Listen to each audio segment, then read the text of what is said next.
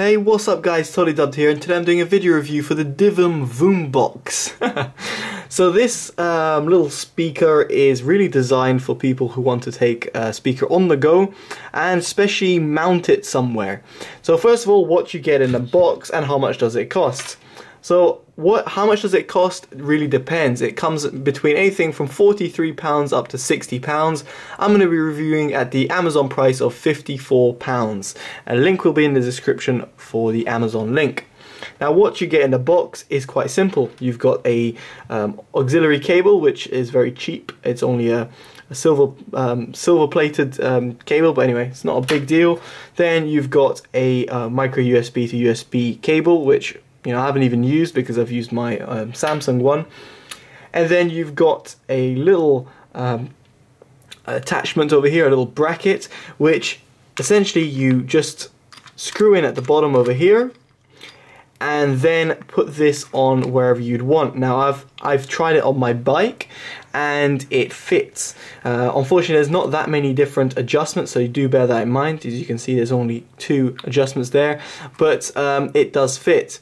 Now it is a nice feature to have in terms of the screwing functionality, as it allows you to put it into different scenarios. As I said, for example, on your bike, it's quite cool.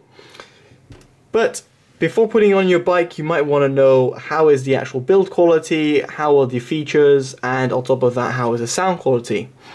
So first of all, the features. You've got on and off button, minus and plus for volume.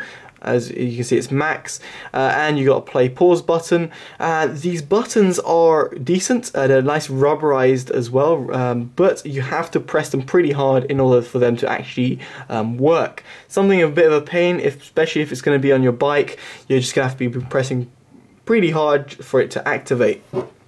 Then on the right hand side, you've got a little flap which has the auxiliary input, or should I say, the input, sorry, and then the micro USB input as well for charging it.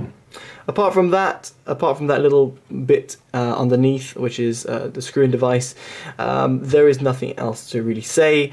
It is a quite heavy device. It's rugged. It's got this like metal-esque construction on the outside, and it's got this rubber feel on the inner part of it. It's also got this little handle part, which could be useful for carrying around or clipping on a carbiner or something like that. But it's a heavy device. It's something that I noticed because it is advertised in terms of putting it on your bike, but it's not something I really felt comfortable with putting on a bike because of its sheer weight. Its weight was just a bit too much. It's not exactly the heaviest thing in the world, but it is around 1 or 2 kilograms, which to me, if you want to put it on a bike, you want something to be light and something that won't easily fall off. Going mountain biking with this is actually really bad because of the bracket. It's very, very thin and pretty loose, to be honest. It's quite a cheap bracket, which it's to be kind of expected, but it's just a shame because it doesn't really hold this thing in place properly. Now I wouldn't fear it dropping because it'd probably break the floor that you drop it on due to its weight and its construction, but it's just something you should bear in mind that it could fall off, and if it falls off, then who knows, it just might roll down a hill or something.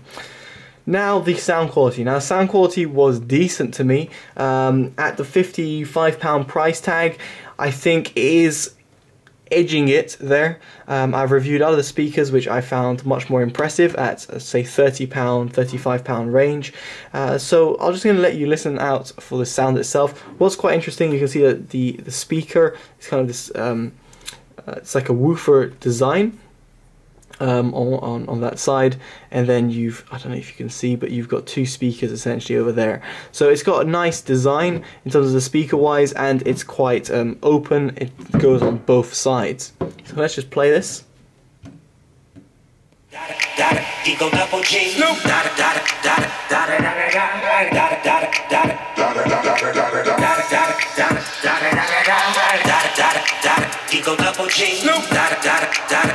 If you down with the set, take up on with some grip and take the smoke on the jam. Out of town, put it down for the father of rap. And if you happen to get cracked, trick shut your trap. Come back, get back, that's the part of success. If you believe in the S, you be relieving the strap.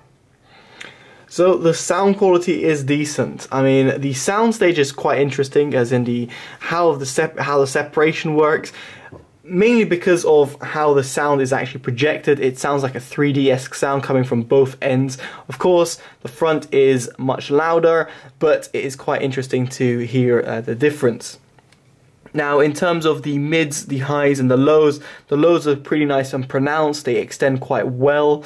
The mids are pushed back, and it is a very V-shaped sound signature. And the highs are rolled off, but very rare to find actual speakers that have decent highs for some reason. But it is a decent speaker in terms of sound. A little bit more than I would have paid for the speaker in terms of sound quality. So hit or miss. I think it's a good, it's a decent sound quality, let's put it that way.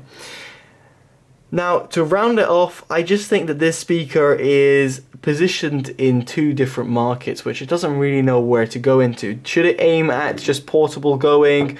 Should it aim at sports people? Should it aim at, say, people that want a really rugged thing? I don't really know. I think they've done it a little bit wrong in terms of its weight. Due to its weight, it's kind of, it's not very portable in my opinion. It's not something I would put on a bike. And it's something I might put in a bag of some sort, but it's going to be heavy in that bag. And it's definitely something I can't really see myself carrying around just due to its weight again. And also its size is not really a comfortable size to take around. So overall, I think that this speaker is nice, but I don't know where they're aiming for it to go or what their intention is. I just think that they could have done a little bit better job in terms of either making it something that is, I don't know, say waterproof of some sort, or potentially something that was just lighter so it could actually fit on a bike, or making a proper bracket or something like that. Then, you know, you wouldn't have to worry so much about its weight. But this is something that I can't really see myself recommending, simply because, you know, the price is £55 and it doesn't really fit anyone's needs. You can get better sounding Bluetooth speakers for cheaper, but they'll be aimed at only home usage.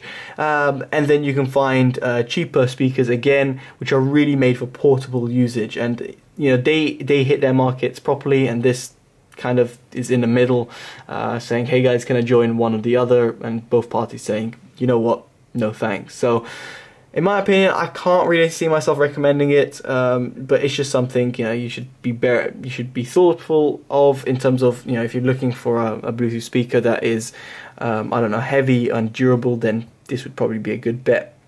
Alright guys, I've been Totally Dubbed, and it's been the Divoom Voombox, what a name. If you want to see more videos, definitely give it a like, comment, subscribe, favorite, share, all that good stuff. You know that already.